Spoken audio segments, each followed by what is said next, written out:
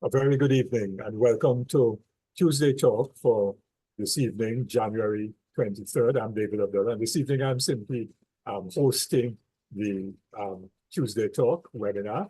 So very good evening to all of those who have joined us either on the webinar or on our live Facebook stream on the MSJ's Facebook page. We're going to be dealing this evening with the topic of climate change and link that to the issue of a just and progressive energy transition. And the reason for choosing this topic this evening is because, of course, yesterday, today, and tomorrow, there is the energy conference, annual energy conference hosted by the Energy Chamber. And quite a few things may have been said at that energy conference about transitioning away from fossil fuels and all the implications of that to the economy of Trinidad and Tobago, and climate change, and what is a big polluter, whether it's natural gas is better than oil and all kinds of things, and what will happen to the economy of Trinidad and Tobago without oil and gas. So that issue of a transition is in focus in Trinidad and Tobago at the moment because of the energy conference. And of course, there was a recent COP28 that took place at the end of last year, December of last year. So to deal with all of these questions is Brother Ozzi Warwick. Ozzi, of course, holds a number of portfolios. He's the General Secretary of the MSJ, but he's also the Chief Education and Research Officer of the All Fees Workers Trade Union and also the General Secretary of the Joint Trade Union Movement. In his capacity as Trade Union Officer, Education Research Officer of the All Fees Workers Trade Union, more particularly, and also General Secretary of the Joint Trade Union Movement. Ozzi has represented Trinidad and Tobago and the labor movement in very important international discussions in various parts of the world, in Latin America, in Africa, further afield, and so on, which international trade union meetings, conferences, discussions have been dealing with this whole issue of a just transition. And of course, UWTU as an energy workers union has always taken note of international developments with respect to the energy sector. And this is the latest in the line of major international issues that impact not just energy workers, but citizens of Trinidad and Tobago and the country as a whole. So we're very glad to have Ozzi this evening dealing with this issue of climate change and a just and progressive energy transition. Ozzi, over to you.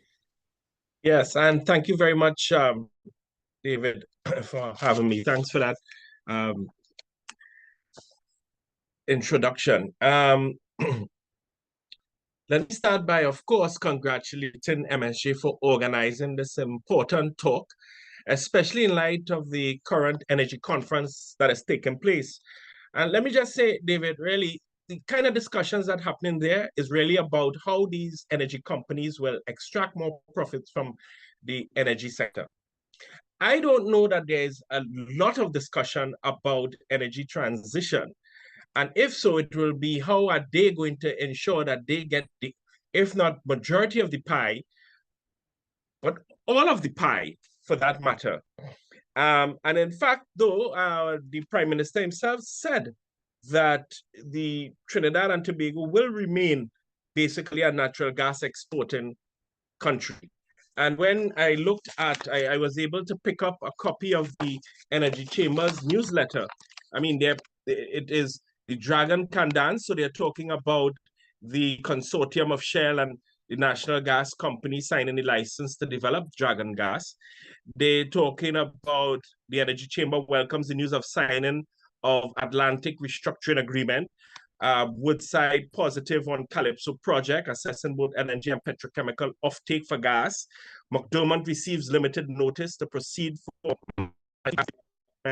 NGC signs gas sales contract with Tringen, and Saipem awarded 2 offshore contracts in Guyana and Brazil with $1.9 billion US. So I'm certain that those are the topics that they are really talking about, and definitely not how can the ordinary citizens of Trinidad and Tobago benefit from the energy sector. And again, it shows from MSJ hosting this talk that MSJ is concerned about the future of Trinidad and Tobago, because that is what this topic is all about. And I hope that those listening after the talk will have a greater appreciation for the just energy transition, and very importantly, where are we going as a country? How will our future economy be organized? And very importantly, who will benefit from such a new economic paradigm? It is for this reason that the trade union movement had developed, had advocated, and successfully add the concept of just to the transition. Because if you really listen to the government and listen to the energy companies, they're just talking about a transition, you know. If you dive deep into what this transition is about, you'd realize that there is nothing just about it. And I will go into a little more details about that. So it was really the trade unions that were the advocates for including just into the energy transition. The ITUC, International Trade Union Congress, held a second World Congress in 2010, where it passed a resolution on just transition. And the just transition concept eventually became part of the preamble of the Paris Agreement in 2015. That's how it became part of the preamble. But beyond the threat of the climate crisis, the Caribbean is also known for other transitions. We have experienced various transitions before, from communal societies to slave societies, to colonies, to independence. And in these periods of transition, the issue of ownership has to be examined. In other words, who owns what and how much? It is a question of control within society. So the transition, or more particularly the energy transition, also has to take these questions into consideration. It is not simply about transitioning to low carbon energy. It is also about who owns this energy and who controls the production and use of this energy. This, of course, brings into focus the use value and exchange value of energy. See, it becomes critical to determine whether ownership lies with private or public interest. And later on in the talk, as I sort of flush that out in more details, you'll understand why that is important. See, if energy is in the public interest, then private ownership has to be reviewed. Over the many decades of fossil fuel and power, we have seen the role of the state being critical when it came to distribution. The private interest concerned itself with production and distribution only if it was economical, and if they can get what they call double-digit equity returns on their investment.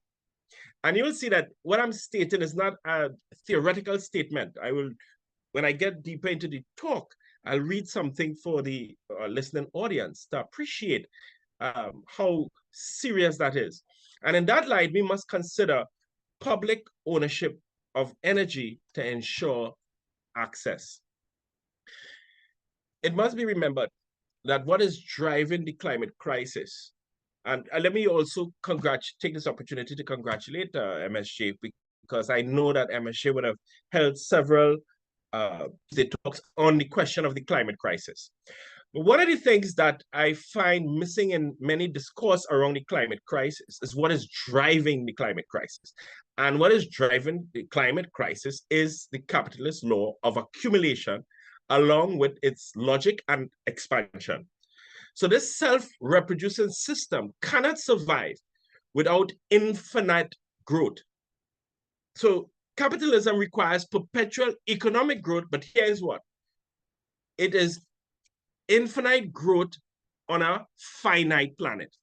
So therefore, it would need to expand through conquest and imperialism, assimilation of the public commons into the logic of capitalism, and immense commodity production and consumption. So the existing patterns of consumption, production, and technology, coupled with the capitalist economic system that is fully geared towards profit and growth, that is clearly not sustainable and have led to the catastrophic ecological developments that we are seeing now.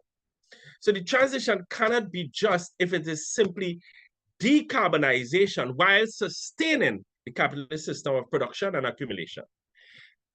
Therefore, any solutions to the crisis must be found in the extent to which social movements, people's organizations, are able to wage a process of class struggle from below.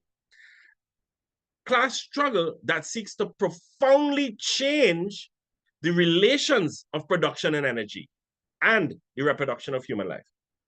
Now, I recently learned that a just transition draft policy for an equitable low carbon future for Trinidad and Tobago, I think that's what the draft policy is called, is currently before cabinet, awaiting their approval. The first problem is that clearly that is a top-down approach to just transition. A just transition, if driven by the government without the sufficient participation and involvement of civil society, communities, and the wider society, that will work against the interests of ordinary citizens. Therefore, we must find a deeper meaning of what just transition is supposed to be. Just transition means the process by which we prepare, and when I say we, I don't mean we big capital. I'm talking about we the people.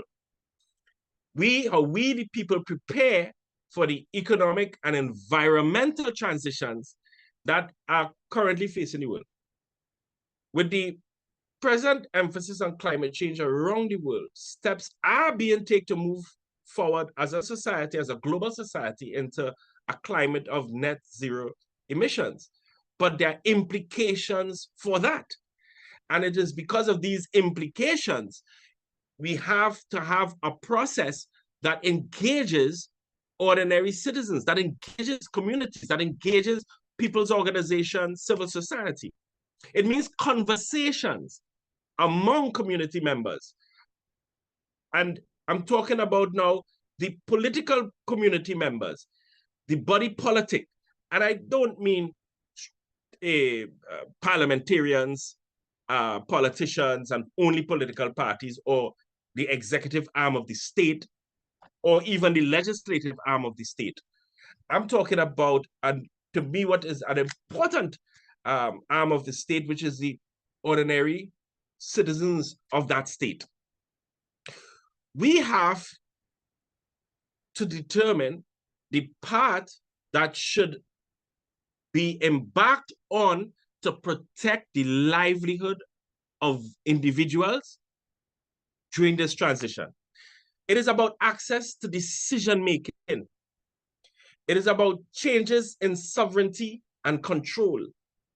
It's about, determining how energy projects are built, or the plans on how communities can build beyond just energy.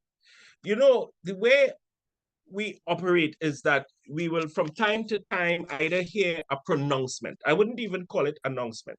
It's like a pronouncement, a royal decree, meaning either at a post-cabinet press conference, or at a political rally, or during the reading of a national budget. That is when citizens are informed that this is the path in which the country is going. No, the citizens have no voice, have no say, have no contribution to make in that determination. And we're talking about determining the actual path in which our society is going, but we are not part of determining that path. And I think that is really one of the approaches by the executive arm of the state, by the government, that isolates, marginalizes, that excludes people. So the just transition, a progressive just transition, just to be more precise, is allowing community members, ordinary citizens, workers, trade unions, and so on, to be active participants active participants and not just passive recipients. So we have to be actively involved in the rebuilding, the rebranding, the survival during a transitioning period. Most importantly, the progressive just transition deals with protecting and maintaining job security and stability, and provides a certain level of certainty to ordinary working people and their communities. So this transition needs all the movements that stand for human rights, that stand for justice, that stand for environmental sustainability. It is beyond simple energy, as it is also about how we ensure that the transition is not from a colonized top-down mindset to independently making decisions for our own communities. So what I'm suggesting is that the idea of the progressive just transition is deep and fundamental in terms of how we have organized and constructed our society in terms of who makes decisions, which decisions, of course, impact so significantly on the lives of ordinary people. I mean, can you imagine? You are unable to contribute to decision-making that will affect your ability to reproduce your own daily life. Okay? Now, of course, there will be many economic and social repercussions from implementing any transition without proper planning. If Trinidad and Tobago attempts any such transition without enough high-quality research, planning, and discussions among the government, people's organizations, trade unions, community members, that implementation will be disastrous, especially in terms of its impact on ordinary people. There'll be a loss of livelihoods and jobs in the fossil fuel-based industries and the environs, meaning many small businesses will also be affected. Now, I am suggesting this evening on this platform that the government has in fact begun implementing a form of transition. And they're doing this by weaponizing subsidies and dismantling the subsidies which has already started producing negative and regressive social outcomes. And these are nothing more really than government's hidden agenda to continue their reorganizing of the state to create a neoliberal state with a business-friendly, profit-driven focus as a means to attract private investment from outside Trinidad and Tobago and extract wealth from ordinary people. Why am I saying that a transition has begun? In the past 6 years, the government's policies have led to the closure of the steel plant, the refinery, petrochemical plants, manufacturing plants, and more than 20,000 people have lost their jobs. So consequently, of course, workers who have worked many years in the energy sector and manufacturing and are highly skilled in their field of work will now find themselves out of work and find it difficult to move on to another job. This can be seen as an unjust transition where the government is not taking into consideration the future of the current workforce. And after 5 years of the closure, for example, of the Petroleum Company of Trinidad and Tobago, where are the so-called green jobs? 5 years. There have been no new green jobs that have been created to absorb workers. And that is what governments say, in particular this government, that, you know, it's all part of the just transition. Don't worry, there will be new jobs and there'll be green jobs. But we have now experienced in reality the loss of thousands of jobs, and there have been no creation of so-called green jobs. they have begun a unilateral process of restructuring other state enterprises under the guise of preparation for climate change, but rather using it to remove trade unions from these enterprises and in effect remove the collective agreements. And the collective agreements that are being targeted during this transition are in fact some of the more progressive collective agreements. So under the guise of energy transition, the government is actually weakening progressive trade unions and dismantling the collective agreements. So in other words, they are really transitioning by remaking decent jobs with decent terms and conditions. So the so-called green economy, which we are yet to see it become green, and so-called green jobs are really nothing more than a precarious economy and precarious jobs. So here's the transition.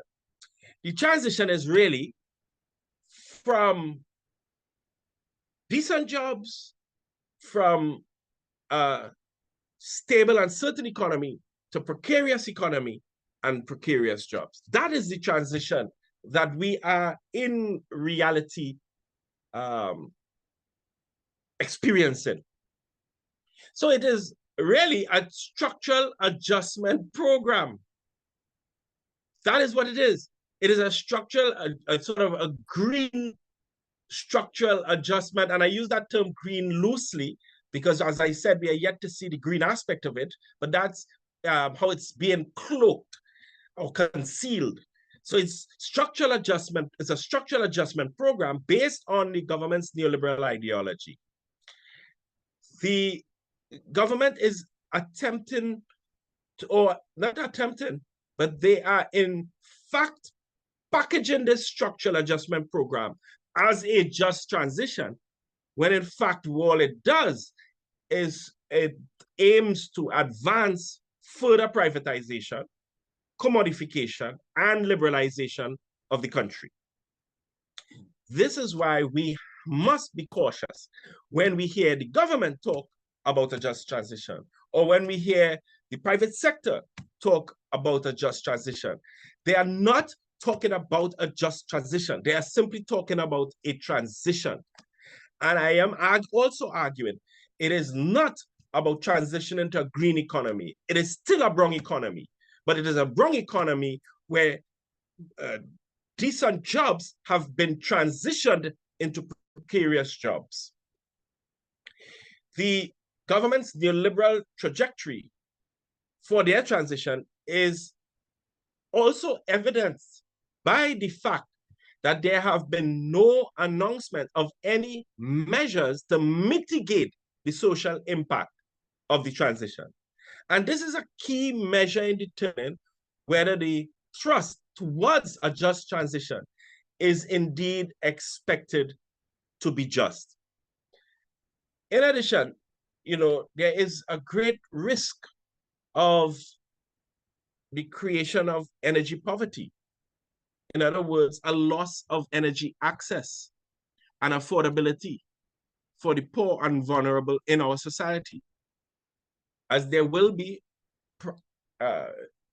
increase in prices for energy, and energy, not just energy itself, but energy dependent services and activities such as public and individual transportation, electricity, and home cooking.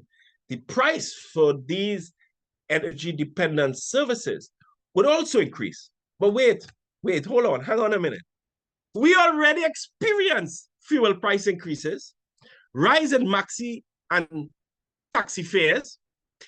We are now awaiting the rise in electricity rates that is to come. And remember, when the Minister of Finance floated the idea of raising LPG and had to back down because of public outcry. So I'm not making a statement that is without our real material experience here in Trinidad and Tobago. So obviously that communities, ordinary people, will also be hit with the cost of transitioning to solar panels and solar generators, because you know they pitch these things or market it in a way that make you feel, well, you know, it's going to be a simple transition where everybody's going to have solar panels on their homes and everything will be all right. But these things are very costly and they are usually sold separately. That is the solar panel. And you know, when they market the idea, you have in your head an image of just having some solar panels. But it's not just the solar panel, it is the solar generator as well. And where is that going to be manufactured?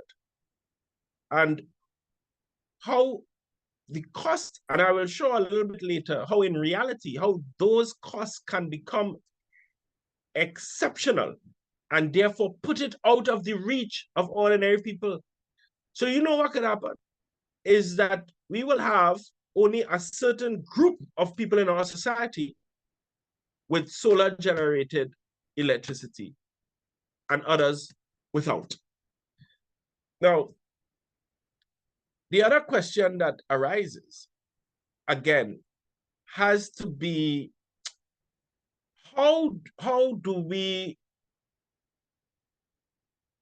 discuss or have as part of the discussion or the debate people who simply cannot afford to transition when you consider the price of continuing electricity through our natural gas. Now, arising out of that issue are some fairly practical but very important questions. Will the subsidies on electricity, or in terms of the natural gas, I shouldn't say electricity, it has an impact, from the Trinidad and Tobago Electricity Commission, TNTEC, will that be completely removed? Will the government allow social ownership when transitioning? Or will low-income households be disproportionately affected, where individuals will have to spend a higher percentage of their income on energy? We already spend a lot on food, but you would be surprised how quickly, if this transition is not a just one, how quickly the percentage of household expenditure on energy could be almost as much as food. And then families will then have to decide to either eat less in order to have energy, or if they're to maintain at least the food that they have for their families, it means they'll have to, from time to time, go without electricity. So with this in mind, will the government be providing grants and funding to citizens greatly affected by the transition? What jobs and services will the government create when moving forward with this transition? Where will these infrastructures be built? And will the companies who are investing in these infrastructures or part of the constructing of these infrastructures be part of the public sector? Or will it be strictly private sector who prides itself on having full control of our, what they would call the greening economy? So you see that there are more and more questions that are arising. Who will answer these questions? Are we leaving it up to cabinet to answer these questions? Are we leaving it up to the energy chambers and the big energy companies to answer these questions? I'm suggesting no. We have to be part of answering those questions. We must, because in the end, they will only, as I said earlier, be focused on returns on investment, ROI. That is their bottom line. That is what will drive them, nothing else. Now, let me be clear. Climate change is real. There's no doubt about it. And it's currently happening around the world, particularly impacting smaller island states like ours. So therefore, we understand that in Trinidad and Tobago, a carbon reduction strategy needs to be developed to deal with the high emissions from power generation, transportation, and the industrial sector. We understand that is for sure. There's no debate around that. But there has to be an alternative path to the current neoliberal approach. If we are to agree that fundamental transformation is necessary, and it is, for any transition to be just, then a key approach towards such a transition has to be the public pathway approach. Now, this is something that the Trade Union for Energy Democracy, TUED, has been really pushing for years. In fact, the OWTU is a founding member of what they call TUED South, which was established in Nairobi, and has participated in the development of its framing document, which seeks to set out an alternative framework for the just transition. And I'm suggesting that that is what will make the just transition not just a just transition, but a progressive just transition. You see, this public pathway approach really has to be seen as an attempt to show us how to get us from here to there through the extension of public ownership of energy. The public pathway approach, therefore, is a proposed set of programmatic commitments that will improve the chances of a new political economy emerging. Because it cannot be that the energy transition is nothing more than simply moving from one source of energy to another source of energy. But the issues of relations of power, who owns what, in terms of production, in terms of distribution, etc. In other words, it cannot be that the political economic architecture remains intact. Which political economic architecture have entrenched deep inequalities across the world, and not just across the world in terms of between nations, but within nations, and in particular in Trinidad and Tobago. Okay. So if there is to be any chance of a new political economy, and I'm suggesting that the just transition is progressive, or has to be progressive, because what must emerge is a new political economy, one that is consistent with the hopes and aspirations of many ordinary people, ordinary citizens, consistent with the aspirations of social movements who seek social justice, equity, equality, a level of respect for human dignity, all humans, not just some who have more capital than others.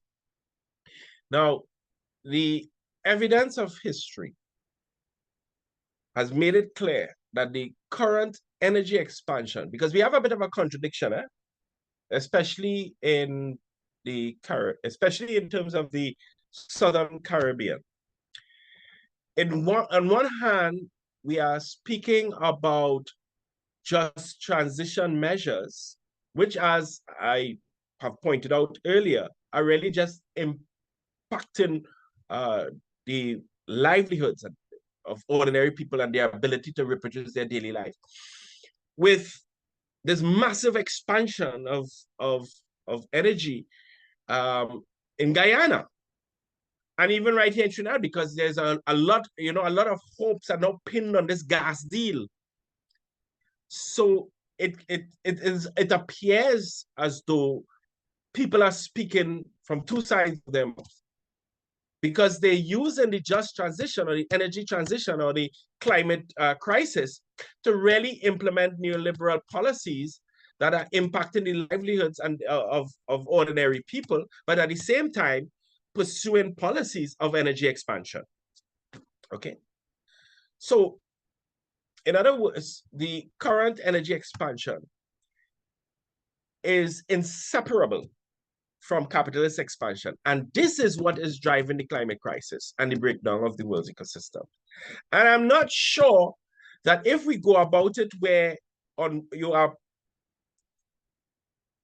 just simply making public statements about an energy transition, But in fact, what you are engaging in is an energy expansion. That there really is any political will, serious political will to reduce emissions. Okay.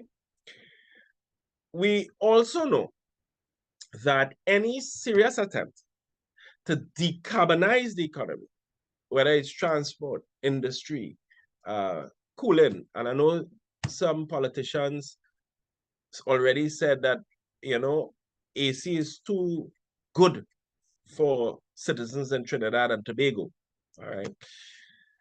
But in terms of production of food and agriculture and so on, that will still require a lot more electricity, even if energy conservation and efficiency are dramatically scaled up. So then it will beg the question, who is producing this electricity and who is distributing this electricity? And we'll come to that in a bit. It therefore follows that any viable or effective means of apprehending the energy expansion and mitigating its climate impact must involve taking control of how energy is generated and used. And this is central to the public pathway idea. Control of energy is critical given both technical realities and from the perspective of political strategy. So the struggle for energy from the ground can provide a clear focus for social movements, for workers, for people's organizations that strive for radical systemic change. In other words, I'm suggesting that those of us who believe that there has to be radical systemic change in order to bring about a more equal and just world, then we have to struggle for public ownership of energy. We must never stop demanding system change. The demands for system change are what constitute, in my view, a progressive and a just response to tackling climate crisis. It has to be system change. In that light, the trade union movement will be working with the Global Labor University to develop a framework for a national conversation about just transition and industrial and social upgrading. You know, something we overlook, David, is that as a country that is driven so much by industry, we actually have no industrial policy. So when the government talks about transitioning, what industries will we be transitioning to? And what will be the new drivers of our economy? I mean, are we going to go back to the pre-independence days where these things are not determined by the body politic, by the ordinary citizens? We have no say at all. We must campaign for policymakers to see the need for a major policy shift that can establish a public goods framework for any kind of socio-ecological transition. Now, let me just give a bit of concrete example of how serious this is. I wonder if people remember that the government and a consortium of partners, they include BP Alternative Energy Trinidad and Tobago, Shell Renewables Caribbean, and Lightsource BP. Now, reading the Energy Chamber Energy Now newsletter, and this is now on January 2024, so this is recent. One of the articles talk about BP to take full ownership of Lightsource BP. And here's what one of the extract from the article. I remember earlier I was talking about the prime driver for these private energy companies, multinationals. It's double-digit equity returns on investment. Now, if you think I just made that up, or I just, imagining that, let me read what the article says. It said, full ownership will now enable BP to further scale up Light Source BP and create additional value by applying BP's complementary capabilities and strengths, including in finance and trading, fully to the business. BP will and hear this line, BP will continue to target double-digit equity returns from this business. Okay. Now, these partners, BP, Shell, there was a negotiation some time ago, and they concluded that negotiation to develop a solar project with 112 megawatts capacity. This project is the first large-scale project. In fact, there was a sod-turning ceremony in April 2023. And here is what the Business Express revealed, in case we lost it, because sometimes these things, they're published and then it's lost to us for a while. Or maybe when we read it, it just threw out so many different numbers, we decide that's just too much for me to read, and we kind of, bypass it. But we really should not have, because here is what that article in April 2023 read. The Express Business confirmed that when the consortium first negotiated with the government on the renewable energy project, the cost to the administration was $4.02 per kilowatt hour. However, by the time the deal was eventually inked last year, this would have been last year, November, December, don't hold me exactly to which month it was, but it was late, not last year, sorry, late 2022, okay? Because this article was written in April 2023. So, however, by the time the deal was eventually inked late last year, well, late 2022, it had skyrocketed to $6 and about 75 cents per kilowatt hour. This is a massive, and I'm continuing reading from the article, this is a massive 61% increase in the original price. At $4.02, the country would have been paying the consortium, you get this, $11.6 million US a year. But at the revised price, TNT would have to fork out $18.8 million US per annum, a $7.2 million US, or over $140 million US during the 20-year life of the project. This is close to 1 billion TT dollars. More than that, it effectively meant that we have agreed to pay for renewable energy more per kilowatt hour than we are paying to the independent power producers at $4.07 per kilowatt hour. Now, what this means, we already have, and I think, David, you would have spoken about this so many times, this system of the independent power purchase agreements, right? IPA. And how unfair they are. We already are in an unfair situation with those. But we have now entered into an agreement with these multinationals to produce renewable energy for us at a cost that is even higher than the already unfair cost that we are paying to IPAs. Can you imagine? So what this means is that what is coming is not no green growth, but what in fact we can call green colonialism, with a high cost to taxpayers, because it's only a matter of time before they come to the, I did one of their public meetings, and because, they like to do these pronouncements at these public meetings and start to talk about the burden on taxpayers to provide renewable. And therefore, that high cost will then have to be borne by ordinary citizens. And remember, earlier in the talk, I talked about this question of access and affordability, energy poverty. That is what is coming down the pipeline in this current approach of the government. There's also this green private energy systems. That is also coming down the pipeline. You doubt me? Okay.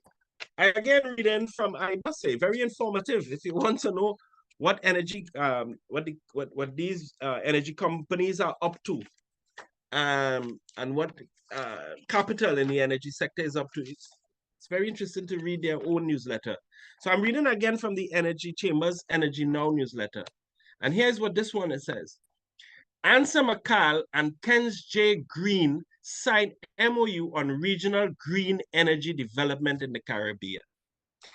And one of the things that struck me was in the article I read, speaking at the signing ceremony, Anthony Sabga, Group CEO of Ansa McCall, stated, "I am proud of this first step taken today to partner with KGL to explore projects to harness the Caribbean's natural resources."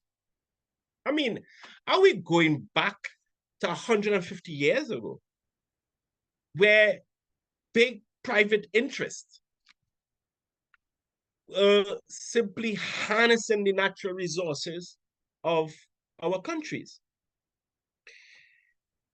In another part of the same article, it said, and here the term that was used, Philip Julian, founder and chairman of KGL, an affiliate of Kens J Systems Limited, said, "We bring our track record of project development expertise," here the term, "which has recently focused on bankable," yeah, you heard it, bankable low carbon and green hydrogen projects in the Caribbean.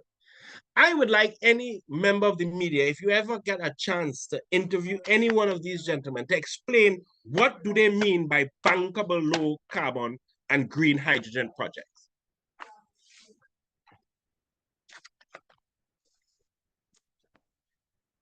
You see, Trinidad and Tobago, many post-colonial governments of the South, including ours, regarded electricity as an essential service. And therefore, investments was directed towards developing public systems. In fact, it would have been when we attained independence, we, the people, could not depend only on those who became or who took charge of governance.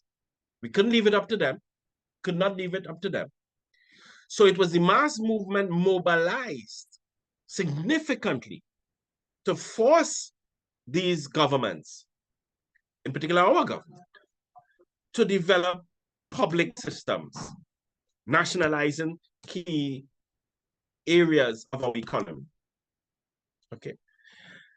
Coming back specifically to electricity, it was these public systems that delivered the levels of electrification that far surpassed the pre-independence electrification programs that were designed to serve colonial interest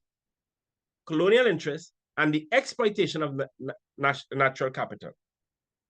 Is it that we are going back to that pre-independence era where under a so-called energy transition, for us to maintain, that is, when I say us now, I'm talking about households of ordinary people, for us to maintain energy in our houses, yeah, then we now have to deal with multinationals who are controlling power generation and power distribution. So to the extent that ordinary people had any electricity at all in the post-colonial or pre-neoliberal period was due to the accomplishments of public energy systems. So why would we want to roll that back? What will be the role of TNTech and PowerGen? That's a serious question that we as civil society, we as mass movement, we as social movement, those of us who are progressive, these are the questions that we have asked. State-owned enterprise will be essential to the effort to reach climate targets because long before neoliberal policies attempted to turn them into for-profit capitalist corporations, many state-owned enterprise once operated under a public service and nation-building mandate. State-owned enterprise will have to play a role in the energy transition that private companies are unable to play because of their concerns about what? ROI, returns on investment. A progressive just transition means public financing for development, more progressive corporate tax rules. And I've heard you, David, talk about that many times. When they say, how will we finance X, Y, and Z in terms of social protection and so on? You always say, listen, what do you mean? Or reform our tax laws, introduce progressive taxation. Simple, you have always said that. And we fully support and endorse that position. We need more decent jobs, more universal social protection systems, digitalization, and for the future of public services. In other words, we must support a campaign and demand defending and reclaiming energy systems to full public ownership as a means of ensuring a planned and equitable transition. Finally, as I close, I went a little longer than I thought. As I close, we must decide what kind of state we want for ourselves, our children, and future generations. For the vast majority of countries, and especially in the case of countries like ours, without strong and progressive interventions from the public services, much of the intentions to reduce emissions will not be possible. In fact, the only impact the government energy transition policy will have will be social disruption, dislocation, further entrenchment of inequality, produce energy poverty, and severely damage the livelihood, standard of living, and quality of life of ordinary citizens. An effective, progressive, just transition will therefore require a well-resourced public service sector. The struggles around the world have shown us that it is still possible to make a difference, and that another world is not only possible, but as Walter Rodney would say, necessary. So there's still an opportunity to believe, that human society can transition and be reorganized to protect our planet, but also protect the dignity and livelihoods of billions of ordinary people who inhabit it. We must demand a progressive, just transition to Trinidad and Tobago Republic that is based on social justice. In other words, David, to further endorse MSJ's call, a progressive, just transition means a second republic. Thank you. Thank you very much indeed, Ozzy, for an excellent presentation this evening. And I'm glad you raised a number of those points, with respect to the issues of ownership, and cited the solar parks that are, it sounds nice, solar parks, which really controlled by BP and Shell, and the amount that Tech will then have to pay to BP and Shell for the generation of electricity from those solar parks. And that, what you have described there, is really, in essence, another desal cut, where WASA is now paying a very high price, well, since desal cut was established, paying a very high price per unit of water produced by desal cut. And at a price which the WASA can't afford and the country can't afford. And the same thing is going to happen with these solar parks. It's just a repetition of that, to the benefit of the multinational corporations. And similarly with the hydrogen, with that you described, that was another important thing. And the irony of it was that agreement that was signed between MSJ's subsidiary, Philip Julian's company, and Samakal, was signed during the COP28 conference. So they traveled all the way to Dubai to sign an agreement related to trying to establish a plant that would capture hydrogen locally and so on. Now, the other one that I want to mention in that regard is the fact that the government, through CLICO, owned a significant shareholding in Methanol Holdings Trinidad Limited, MHTL. But recently, apparently, they decided to sell those shares in MHTL. Now, MHTL is pursuing the idea, and they're selling it to Proman. And Proman was a very active participant in the energy conference.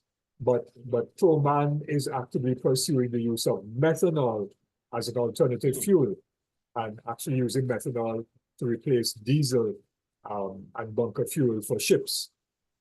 So here we are owning part of methanol plants here in Trinidad and Tobago and globally, which could contribute to that whole process of reducing carbon emissions. But we are selling our shareholding in methanol for short-term cash, perhaps for the government to pay down debt or to do something else or to campaign for elections or whatever they want to use. Hundreds of millions of US dollars they're getting from those shares, right? So that's another example now of giving up some national ownership, because CLICO was nationally owned, and the government got that when they bailed out CLICO.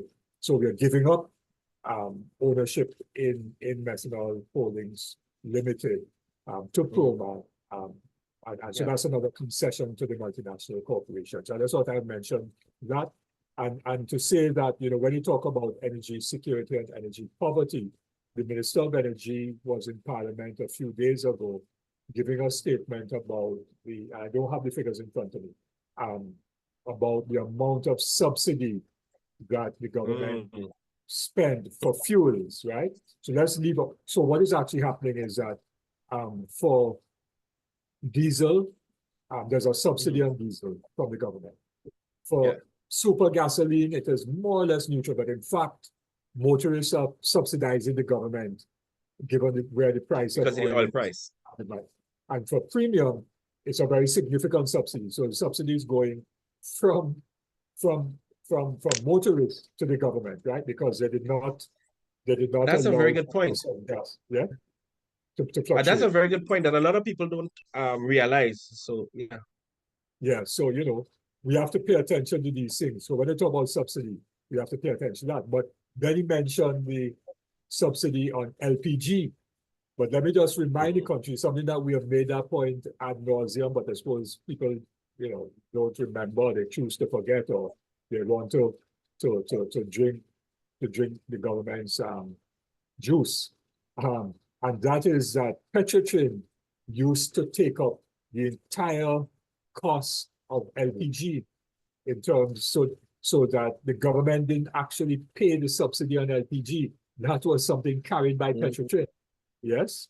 But the narrative was that Petrotrin was a burden on the taxpayer, when Petrotrin actually was ensuring that LPG would be at an affordable price. When you shut down the refinery, you don't have access to that.